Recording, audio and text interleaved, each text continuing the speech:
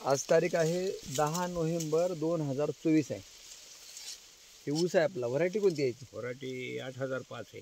8005 आहे. हो आपलं गाव आहे पिंगळी आहे. हो पिंगळी. नाव तुमचं? मोनाव संतराम बापूराव दामोदर, राहणार पिंगळी, तालुका जिल्हा परभणी.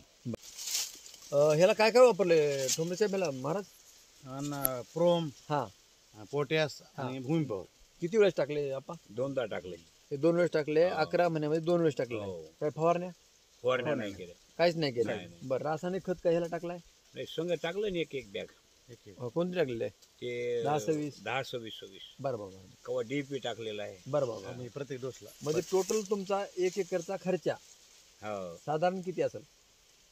येईल 10-12 हजार रुपये. 10-12 हजार रुपये खर्च आहे. हो है ना? आपल्या सगळं हो ते सगळं आलं त्याच्यामध्ये. सगळं झालं. हां.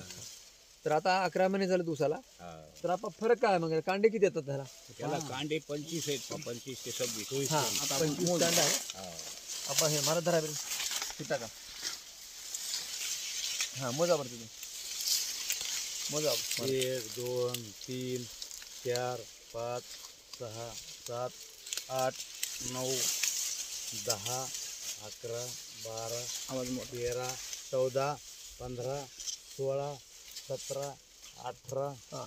19 हा. 20 21 22 23 24 आणि 25 वर सोडून द्या ना. हां. एक सोडून दिला आपण तरी. हे 26 कांडं चालू आहे 11 महिन्यामध्ये.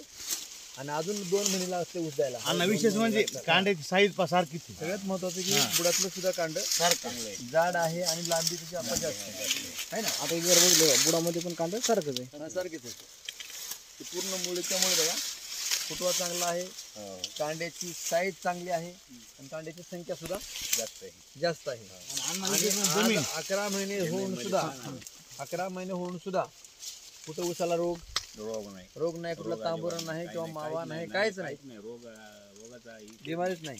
आता पाण्याबद्दल आपण काय म्हणतोय तुम्ही? जमिनीत पाणी दिल्यानंतर भूमिपॉवर आता याला काल परवाच पाणी दिलेलं आहे पहा. हा, हा. तर हे सगळे वसून घ्याले पाणी.